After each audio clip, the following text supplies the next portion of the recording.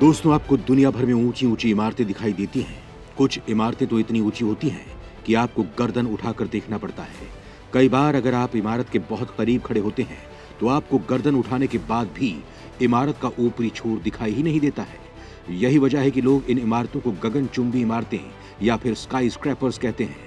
लेकिन दोस्तों, आपको जानकर हैरानी होगी कि दुनिया में काफी सारे फेमस स्काई स्क्रैपर्स हैं, लेकिन भारत इस लिस्ट में अभी काफी पीछे है। एशिया में दुनिया के 80% स्काई स्क्रैपर्स मौजूद हैं। चीन में इनकी संख्या 981 है। यूएई में 137, इंडोनेशिया जो इंडिया से थोड़ा कम डेवलप है, लेकिन फिर भी यहाँ स्काई स्क्रैपर्स की संख्या 48 है। और तो और छोटे से सिंगापुर में तो 33 स्काई स्क्रैपर्स हैं, लेकिन इंडिया में तो इनकी संख्या बहुत ही कम है। यहाँ सिर्फ 24 ही गगनचुंबी इमारतें हैं, जबकि भारत बहुत बड़ा देश भी है और यहाँ की जनसंख्या भी पहले नंबर पर पहुंचने वाली है। इसके बावजूद भी भारत इस मामले में थोड़ा पीछे है। ऐसे में सवाल उठता है दोस्तों कि आखिर ऐसा क्यों है? जबकि ये स्काई स्क्रैपर्स तो आने वाला भविष्य है, तो फिर भारत जो इतनी तेजी से विकसित हो रहा है वो आने वाले भविष्य में तीसरी बड़ी अर्थव्यवस्था बनने वाला है। यहाँ की तकनीक को पूरी दुनिया में काफी माना भी जा रहा है। तो फिर ऐसा क्यों है कि भारत आज भी स्काई स्क्रैपर्स को लेकर इतना पीछे है? क्यों ये देखने में साधारण है? क्यों यहाँ स्काई स्क्रैपर्स इतने कम हैं?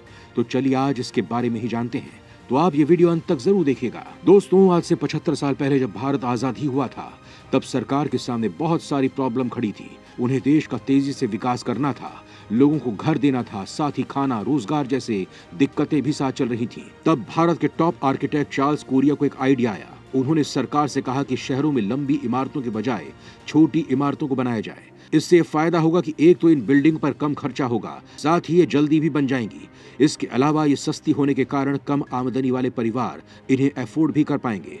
वहीं ये शहर वर्टिकली की जगह हॉरिजॉन्टली डेवलप होंगे तो आसपास के गांव भी विकसित हो जाएंगे, वो भी साथ में जुड़ जाएंगे। लेकिन इन सब के पीछे ये कारण भी रहा कि भारत एक सोशल इनिंग कंट्री था।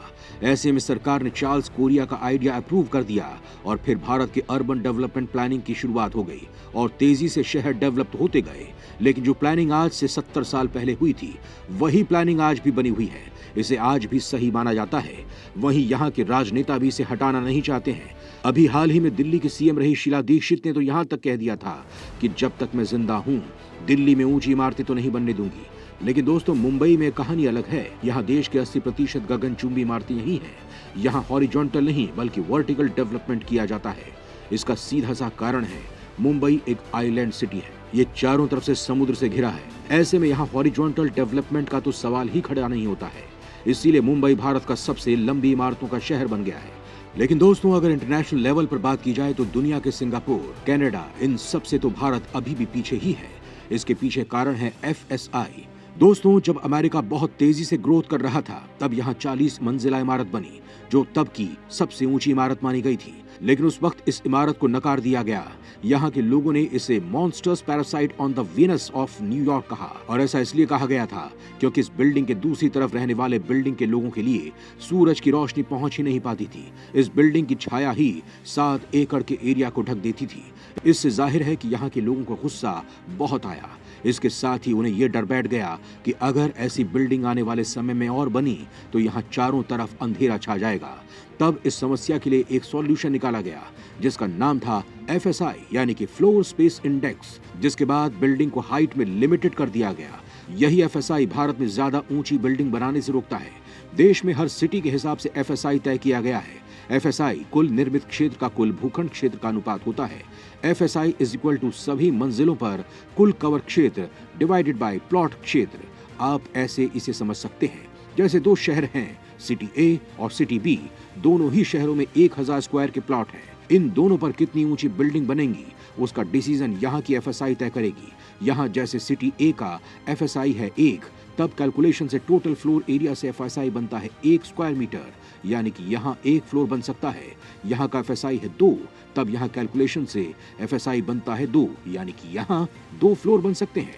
और यही कारण है दोस्तों कि भारत में ज्यादातर बिल्डिंगें ज्यादा ऊंची नहीं है। यहाँ मुंबई की अगर बात करें तो मुंबई में FSI 1.33 रखा गया है। इसमें भी 1.33 साउथ मुंबई के लिए है, वहीं बाकी एरिया के 1 FSI ही है। लेकिन अब 2022 में से बढ़ाकर 5 किया गया है। लेकिन ये दुनिया के मुकाबले बहुत कम है, क्योंकि विदेश में FSI है 15। तो जाहिर सी बात है कि यहाँ यूनिक स्काई स्क्रैपर्स बनाना लाजमी है, जो बहुत ही अनोखा भी है और मशहूर भी। लेकिन दोस्तों, आपको जानकर हैरानी होगी कि भारत का एक शहर ऐसा भी है जहां एफएसआई की कोई बात लागू नहीं होती है, और ये शहर है हैदराबाद। लेकिन यहाँ फिर भी स्काई स्क्रैपर्स ज्यादा नहीं है। इसका कारण है पानी और बिजली।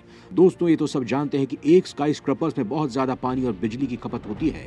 जैसे कि किसी भी एक 40 मंजिला बिल्डिंग में करीब 1600 फ्लैट होते हैं। ऐसे में यहाँ 1600 ही परिवार होंगे, तो उनका रोजाना पानी की खपत उतनी ही होगी जितना ही साधारण बिल्डिंग में रहने वाले 3200 घरों में होती है, यानी कि 2 गुनी। इसके साथ ही यहाँ बिजली की खपत भी हर दिन 46,000 किलोवाट के करीब होती है। इतनी बड़ी खपत भारत जैसे देश के लिए बहुत बड़ी है, क्योंकि यहाँ के कुछ एरिया में तो बिजली आज तक पहुंच ही नहीं पाई है। साथ ही बहुत से ऐसे एरिया हैं जहां कभी भी पावर कट कर दिए जाते हैं। ऐसे में इन स्काई स्क्रैपर्स को खर्चा झेलना बहुत भारी पड़ जाता है। इसका उदाहरण आप मुंबई में बहुत अच्छे से देख सकते हैं। यहाँ ज्यादातर स्काई स्क्रैपर्स वाले एरिया में पावर कट और पानी की दिक्कतें खड़ी होती ही रहती हैं। इसके अलावा यहाँ स्काई स्क्रैपर्स को लेकर दूसरी बड़ी दिक्कत है, जिसका नाम है AAI रिस्ट्रिक्शन। दोस्तों, देश की तीसरी सबसे बड़ी इमारत वर्ल्ड वन टावर मुंबई में ही बनी हुई है, जिसकी हाइट है 282 मीटर, जिसमें 76 मंजिल है। लेकिन ये तीसरी की बजाय देश की पहली ऊंची बिल्डिंग बनने वाली थी, तब इसकी हाइट होती 442 मीटर। लेकिन यहाँ अड़ंगा लगा